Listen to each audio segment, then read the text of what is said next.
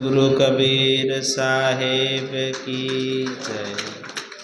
अनंत कोटि संत महापुरुषों की जय।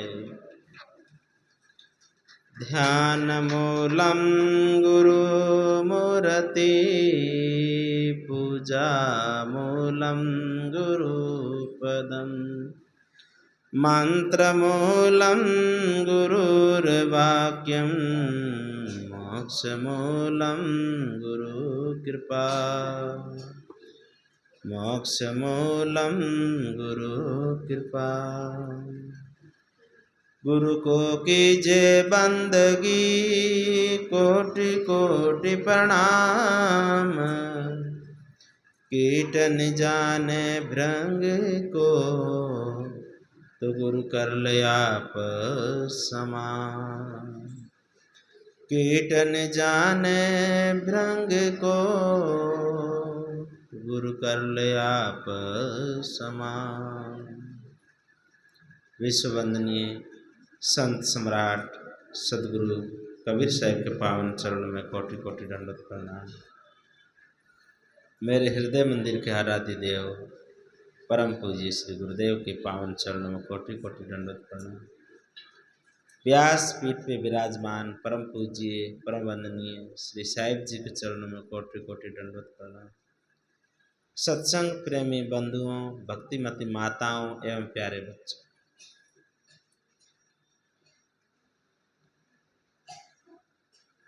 जीवन की सार्थकता क्या है?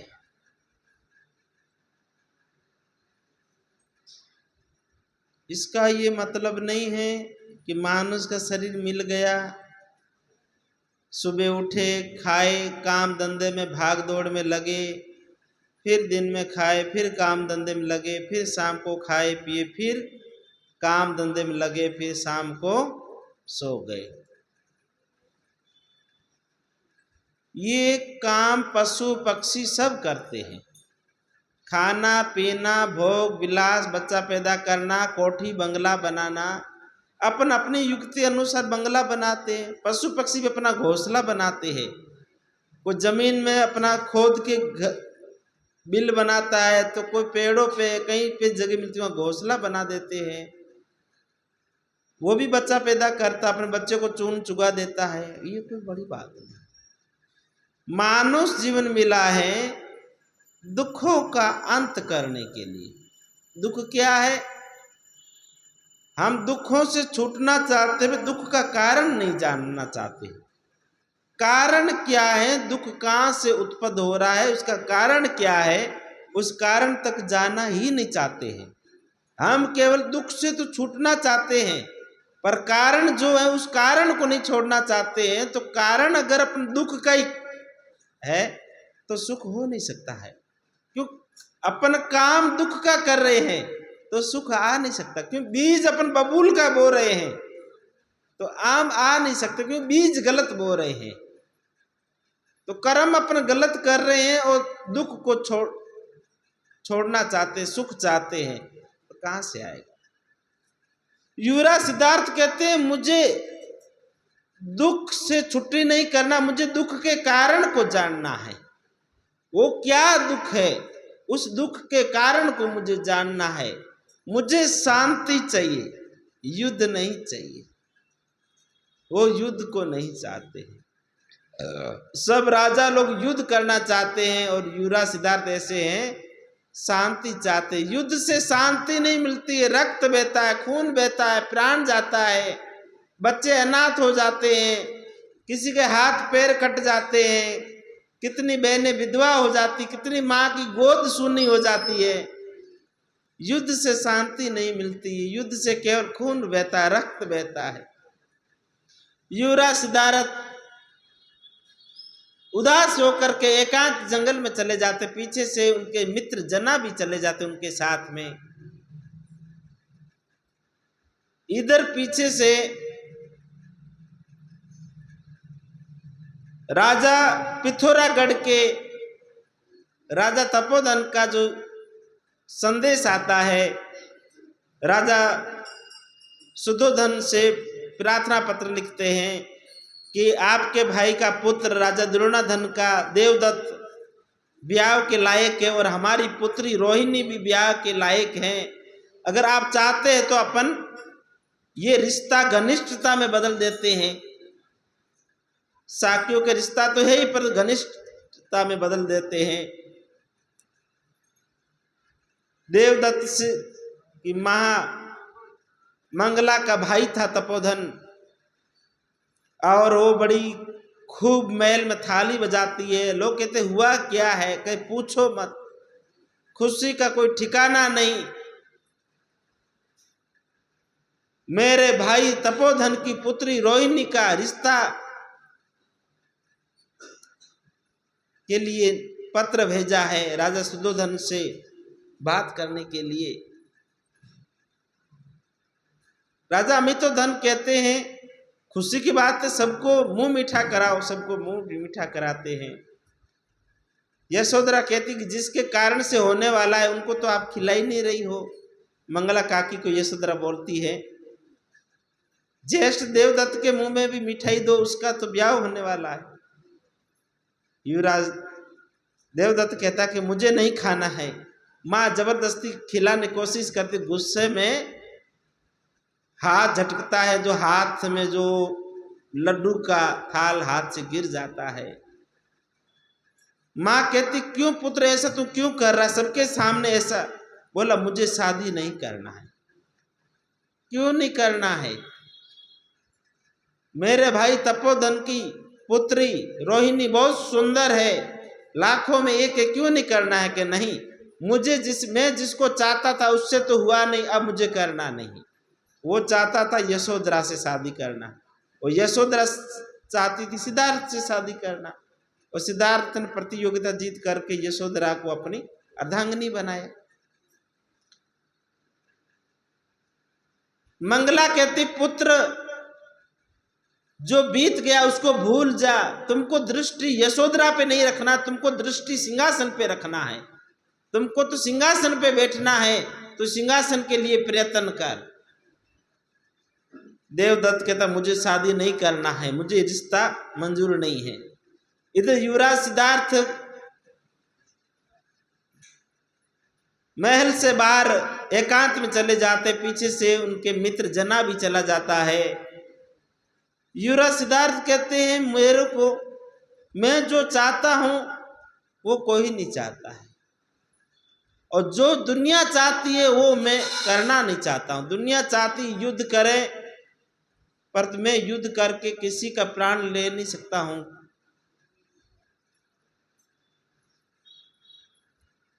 इतने में सामने गौरी वैश्य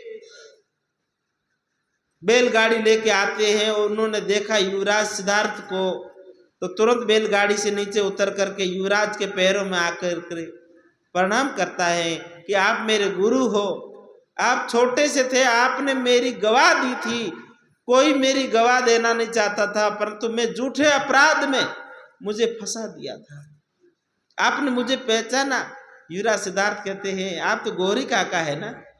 बोला कि इतने वर्षों पश्चात आप लौटे, आप कहाँ थे? गौरी वैश्य कहते हैं कि मुझे झूठे साजिश में झूठी मोहर लगा करके और मुझे फंसा दिया गया था जाल में, इसलिए मुझे राजा ने नगर छोड़कर जाने के लिए बोला था, इसलिए मैं इतने वर्ष तक वैशाली में रहा और वहीं पे अपना व्यापार करता रहा। अभी मैंने सुना कि राजा प्रसन्नजीत ने कपिलवस्तु के विरुद्ध युद्ध किया और बहुत क्षति पहुंचे, इसलिए अपना दुख बांटने के लिए मैं यहाँ आ गया। और युवराज सिद्धार्थ कहते बैलगाड़ी में क्या है? गौरी वैश्य कहते हैं युवराज मैंने अपने मेहनत और परिश्रम करके ये धान अर्जित किया है, अनाज, और ये अनाज में सोचा कि ये जा ही रहा हूँ कपिलवस्तु तो नई नगरी में मैं ये गरीबों को बांट दूं, क्योंकि मेरे ऊपर यही कलंक से मेरे को फंसाया था। इसलिए मैं आज चाहता हूँ कि ये मेरा अपराध झूठा ही अपराध था, परंतु मैंने मेहनत परिश्रम करके अनाज इकट्ठा किया है और इसको मैं गरीबों में बांट दूं, नई नगरी में बांट दूं। युवराज सिद्धार्थ कहते मैंने भी नई नगरी के बारे में सुना था पर तो कभी देखा नहीं है। गौरी वेश्य कहते युवराज चलिए आप अपने हाथों से ही गरीबों को बांट देंगे, मुझे बड़ी खुशी होगी। सिद्धार्थ के मित्र जना कहते अगर युवराज को नई नगरी के बारे में पता चल गया, ऐसे भी बहुत दुखी है मन से, और वहां उन लोगों का दुख देखेगा तो इनको दुख सहन भी नहीं होगा, और राजा सुधोधन को पता चलेगा बहुत क्रोधित हो जाएंगे। जना कहते युवराज चलिए महल में, राजा चिंता करते रहेंगे, अपन को काफी टाइम हो गया है। युवराज सिद्धार्थ कहते नहीं जना, आज नई नगरी जाना है गौरी काका के साथ में।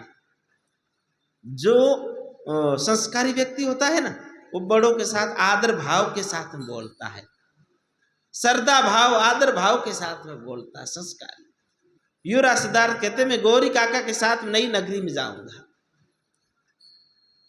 युवराज सिद्धार्थ के साथ में जना भी और गौरी वैश्य नई नगरी में जाते हैं वहां अन्न बांटने के लिए, और वहां लोगों को दुखी देखते हैं, उन लोगों का दुख, बहुत दुखी लोग नई नगरी में, जिन लोगों को युवराज सिद्धार्थ के जन्म के समय जो भविष्यवाणी हुई थी उस वजह से राजा सुधोधन ने कपिल वस्तु से बूढ़ा, बीमार, रोगी, दरिद्र सबको कपिल वस्तु से बाहर निकाल के नई नगरी में छोड़ दिया था। वहां लोग अन्न के लिए तरसते थे, बहुत दुखी थे, बीमारी, परेशानी, कोई कपिल वस्तु में बीमार हो जाता उसको ले जाके वहीं फेंक आते थे नई नगरी में। वहां पे एक विधवा औरत चिल्लाती है कि ये तेरा ही अपराध है। युवराज सिद्धार्थ को ये तेरा ही अपराध है, तेरे जन्म पे अगाई हुई थी, खुशियां बांटी थी, और गरीबों को, दुखियों को, बीमार को, सबको नगर से बाहर निकाला गया था, ये तू ही अभागा है। बहुत औरत, विधवा वृद्ध औरत बोलती है हमारा पुत्र छूट गया, परिवार छूट गया, हमको इस नगरी में लाके छोड़ दिया, हम अन्न के दाने के लिए तरस रहे हैं। युवराज सिद्धार्थ वो सब सुन करके बोला मेरा क्या गुनाह है?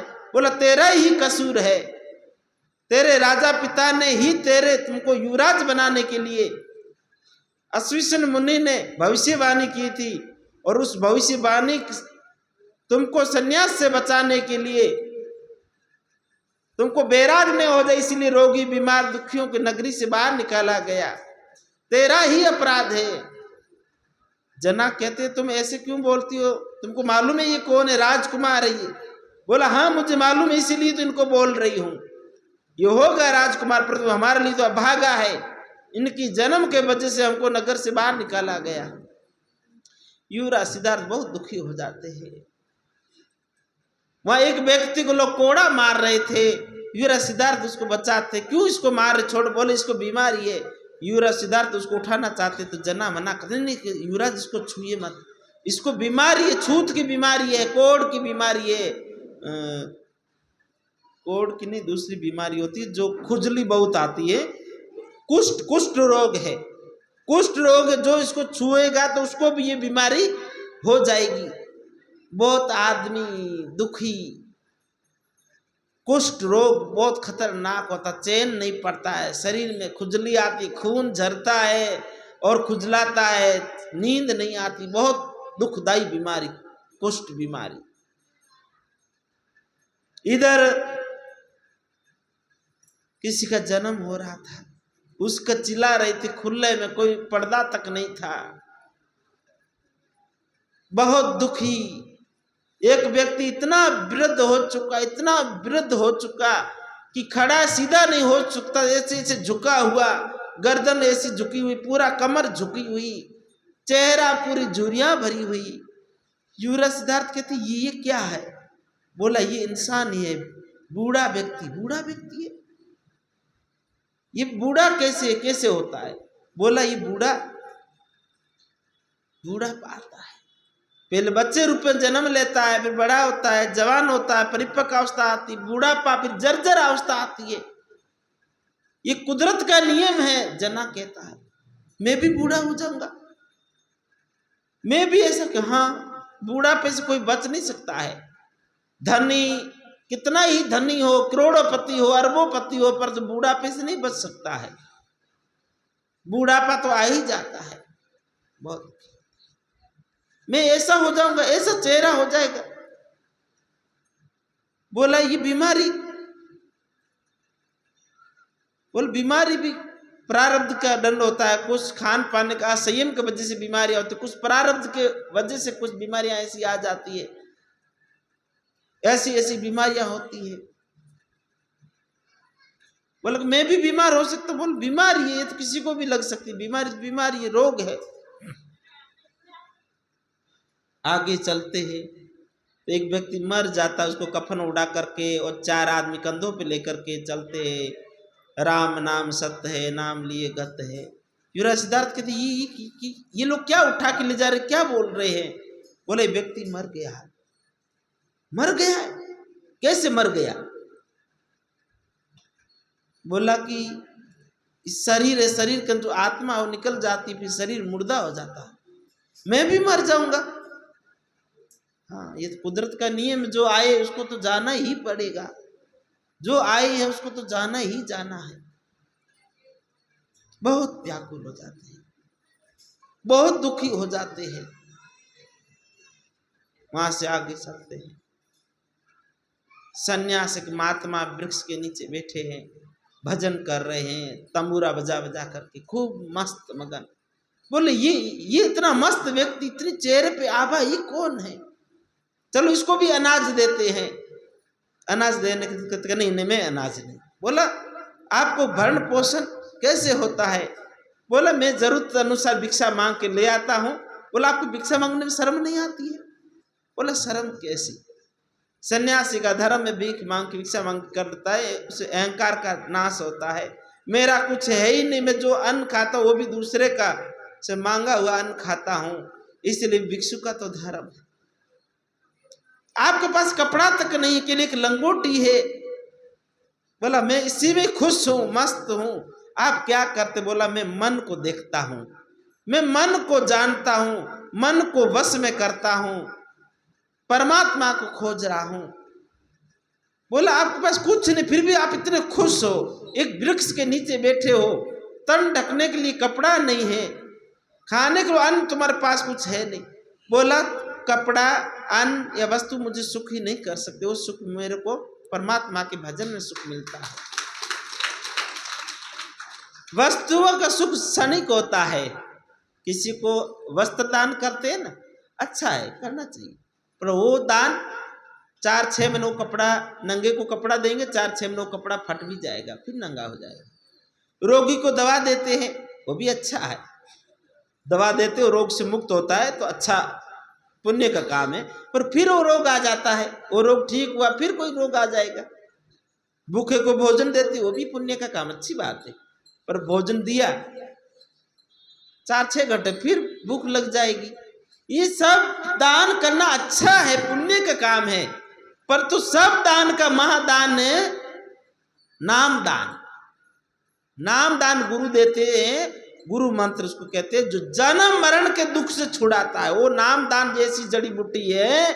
सबसे बड़ा दुख है जन्मना और मरना। जरा दुख, मृत्यु दुख, जन्म दुख, मरण दुख, दुख दुख दुख दुख ही दुख है संसार में। युवराज सिद्धार्थ ने जन्मते हुए बच्चे को देखा, इतना कष्ट हो रहा था, वो जन्मने में भी दुख, फिर काम क्रोध का दुख, फिर बुढ़ापे का दुख, फिर मृत्यु का भय, दुख दुख ही दुख है। जन्म मरण दुख दुख दुख दुख खान। इस दुखों से कैसे बच्चे, इन दुखों का कारण क्या है, उस कारण को कैसे जाने? युवराज सिद्धार्थ उस नई नगरी में देख करके बहुत दुखी हुआ और राजमहल में आकर अपने पिता से बोलते, खूब रोते हैं, आपने मेरे से इतने भेद छुपाए, पर्दे पे पर्दे भेद खुले जा रहे हैं। मेरी माँ का मेरे जन्म के 7 दिन मृत्यु हो गई थी, आपने छुपा के रखा, आपने मुझे बताया नहीं था। मेरे जन्म पे अश्विनी मुनि ने भविष्यवाणी की, उस भविष्यवाणी को भय से, क्योंकि वैराग्य न हो जाए, आपने मेरे को युवराज बनाने के लिए पूरी कपिल वस्तु से बूढ़ों को, रोगियों को, बीमारों को इस महल से बाहर निकाल दिया। नई नगरी आपने बसाई, और आज मैंने वो नई नगरी भी देख ली। आरोग्य धाम नाम रखा, जिसमें कोई दवा की व्यवस्था नहीं है, कोई सुखी नहीं। नई नगरी है, पर तो उस नई नगरी का नाम तो दुख नगरी है। उसमें लोग तो दुखी है, व्याकुल है, परेशान है। युवराज सिद्धार्थ की बात कहते हैं। राजा सुधोधन कहते, पुत्र भविष्य के लिए मुझे करना पड़ता, मुझे अपना भविष्य अच्छा बनाना था, तुम्हारा भविष्य के लिए मुझे करना पड़ा। ये कौन सा भविष्य करना था? मेरे एक व्यक्ति के लिए तूने पूरी नगरी को निकाल दिया, रोगी को, दुखी को, बीमार को, सबको नगरी से बाहर कर दिए। कितने घर उजड़ गए, कितने माँ बाप बच्चों से बिछड़ गए, कितने माँ बाप की हाय लग गई। आज मैं नई नगरी का देखा दुख, वो मैं दुख भूल नहीं सकता हूं, बहुत दुखी हो जाता। मुझे शांति चाहिए, मुझे शांति चाहिए। युवराज सिद्धार्थ देव यशोधरा कहते, भोजन कर लो, कि मुझे भोजन अच्छा नहीं लग रहा। बस वही दुख का जो दिमाग में स्मरण, वही चित्र सामने आ रहे, दिखे। नई नगरी में लोग दुखी, वो रोने की आवाज, वो पीड़ा। उस औरत ने जो कहा, तेरे जन्म पे अगाई हुई थी, तू तो है ही अभाग्या, तेरे जन्म पे हम लोगों को नगर से बाहर निकाला। वो सब शब्द उनके युवराज के कानों में गूंज रहा था। नींद नहीं आ रही थी, भोजन नहीं किया। देवी यशोधरा से कहते हैं, मुझे माफ कर दो, मुझे इस दुख से मुक्ति चाहिए, मुझे दुख का कारण जाना, मेरे प्रश्नों का उत्तर चाहिए। देवी यशोधरा कहते, मैं क्या करूं आपके लिए? बोल, आप मुझे कुछ दिन के लिए मुझे समय दीजिए, मैं जाऊं, मेरे प्रश्नों को उत्तर मिले, मैं दुख का कारण ढूंढूं, मुझे दुखों से मुक्ति चाहिए। देवी यशोधरा कहती है, दुखों से मुक्ति पा करके आप अकेले पाना चाहते, मैं भी चलना चाहती हूँ साथ में। कि नहीं, अभी राहुल छोटा है, 1.25 महीने का राहुल था। राहु ग्रस्त था, इसलिए उसका नाम राहुल रखा गया। बोला कि राहुल छोटा नहीं होता तो मैं तुम्हें साथ ले चलता, अभी राहुल छोटा है। मैं जंगल में ऋषि मुनियों के पास जा करके दुख का कारण ढूंढूंगा, मुझे अपने सब प्रश्नों का उत्तर मिलेगा। मैं रात का अंधेरा लेके जा रहा हूं और दिन के उजाले में तुम्हारे पास लौटूंगा, ये मैं तुम्हें वचन देता हूं। रात के समय विरह और वैराग जागृत होता है तो रात दिन काल जू काटता है, सर्प जैसे काटता, अच्छा नहीं लगता। अन्न नहीं भावे, नींद नहीं आवे, विरह संतावे में बहुत व्याकुल होता है, विरह वैराग। युवराज सिद्धार्थ कहते हैं, मुझे आज्ञा दीजिए, मैं अपने सभी प्रश्नों का उत्तर मिलते ही मैं तुम्हारे पास लौट आऊंगा। देवी यशोधरा कहती, मेरे रोकने पे भी तुम रुकोगे तो नहीं। देवी यशोधरा कहती, मैं अब तुमको नहीं रोकूंगा कि ऐसे दुख में तुम्हारा प्रश्न का उत्तर, दुखों से मुक्ति मिलते ही तुम मेरे पास लौट आना। मैं तुम्हारी प्रतीक्षा, आंखें हमेशा तुम्हारी प्रतीक्षा करेंगी, पर दिन में उजाले में जाता हुआ देख नहीं सकूंगी। युवराज सिद्धार्थ जना के पास जाते हैं कि तुम रथ गाड़ी जोड़ो और अपन को अभी प्रस्थान करना है। और वो अपने माता पिता सोए हुए थे, उनको नींद में प्रणाम करने के लिए जाती है। पीछे से देवी यशोधरा जाती है जना के पास और कहती है कि जना, तुम युवराज के साथ में रहना। बोला, मैं तो साथ में तो रहता हूँ, वो मैं तो उनकी छाया की तरह साथ में रहता हूँ। कि नहीं, वैसे नहीं, अब युवराज कपिल वस्तु छोड़ करके जा रहे हैं जंगल में ऋषि मुनि महात्माओं के पास में, इसलिए तुम उनके साथ साथ रहना, उनको अकेला बिल्कुल मत छोड़ना। युवराज का मित्र जना कहता है, हुक्म जैसा आपका हुक्म वैसा ही होगा, मैं साथ में ही रहूंगा। देवी यशोधरा वापिस महल में आकर के राहुल के साथ में ऐसे लेटी है, करवट बदल करके, आंखों से आंसू बह रहे हैं। युवराज सिद्धार्थ अपने माता पिता को सोए हुए को उनको चरण स्पर्श करके और मन ही मन माफी मांगता, मुझे माफ करना, मैं आपको बिना बताए ही जा रहा हूं। इधर आता है राहुल को छूने के लिए, देखने के लिए, पर देवी यशोधरा ऊपर हाथ ऐसे रखती पुत्र के ऊपर और देख करके, और युवराज सिद्धार्थ नंगे पांव, यशोधरा ने कुछ कपड़े और मोजड़ी को तैयार करके रखा था। युवराज सिद्धार्थ ने मोजड़ी पहरा, ने कपड़े लिए, जो पहने हुए कपड़े थे उसी कपड़ों में निकल और जना को बोला चल चलो। जैसे युवराज महल से नीचे उतरे, यशोधरा ने जरोखा पे जरोखे से जाकर के देखती है और वो रथ में बैठ करके वहां से निकलते यशोधरा वहीं गिर जाती, बेहोश हो जाती है। पूरी रात वहां से रथ गाड़ी को हाँकते हुए निकल जाते हैं और रोहिणी नदी का तट तक पहुंचते। इधर सुबह होती है, देवी माँ प्रजापति पूजा करके भगवान की आरती के लिए ले जाती है। वहां पे यशोधरा तो गिरी पड़ी है बेहोश की दशा में, राहुल रो रहा है। देवी प्रजापति ने दासियों को बुलाया और पानी पानी छींटा, वेदराज आए, थोड़ा होश आया। देवी यशोधरा कहती है वो चला गया, वो चला गया। माँ प्रजापति कहती कौन चला गया? युवराज सिद्धार्थ कहाँ गए? देवी सोचे कि कहीं उठ के घूमने चले गए सुबह सुबह। बोले वो चले गए, वो नहीं है। बोला कहाँ चले गए? वो सबको छोड़ के चले गए। अरे हमको बताया क्यों नहीं? वो गए तो कैसे गए? सब दास दासी, सब राजा, छोटे राजा सब इकट्ठे हो जाते हैं, ऐसे कैसे चले गए? आपने बताया नहीं। वो नहीं रुकते, मैं उनको परेशान होता हुआ नहीं देख सकती। प्रेमी होता है जो अपने प्रेमी को दुखी होते हुए नहीं देख सकता है, उनका दुख अपने दुख समझना पड़ता है।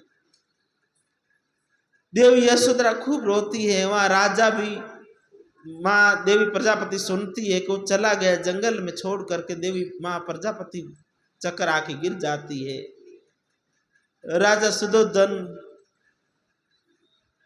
बहुत घायल हो जाती है इस समाचार सुन के। मैंने कितना प्रयत्न किया उनको बैरागी न हो जाए उसको बचाने के लिए, मैंने नई नगरी बसाई, मैंने क्या प्रयत्न नहीं किया। गुरुकुल अंदर, गुरुकुल नया बसाया, दुख दरिद्रों से दूर रखा। बारे किस्मत विधाता तेरा लेख बड़ा अनमोल। राजा बहुत दुखी हो जाते हैं। मंगला ने ये समाचार सुना तो अपने महल में जा करके थाली बजाती, बड़ी खुशी होती है। राजा दुर्योधन कहते तो इतनी खुशी क्यों मना रही, बात क्या है? राजा दुर्योधन को, देवदत्त को अभी तक पता नहीं है। मंगला कहती खुशी ऐसी है कि मेरा बस चले तो गगन ढोल बजवाऊं। बोला बात क्या है? कि सिद्धार्थ महल छोड़ करके जंगल में चला गया, सन्यासी हो गया, हमारा रास्ते का कांटा टल गया। अपने पुत्र के चेहरे पे हाथ घुमाते, बेटा अब राज सिंहासन तेरा।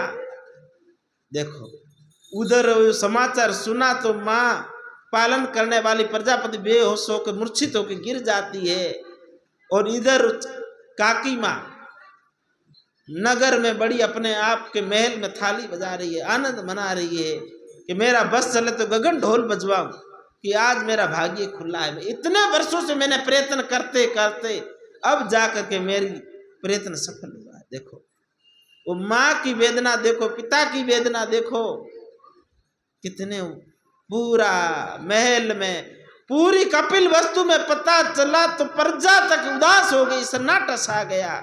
और इधर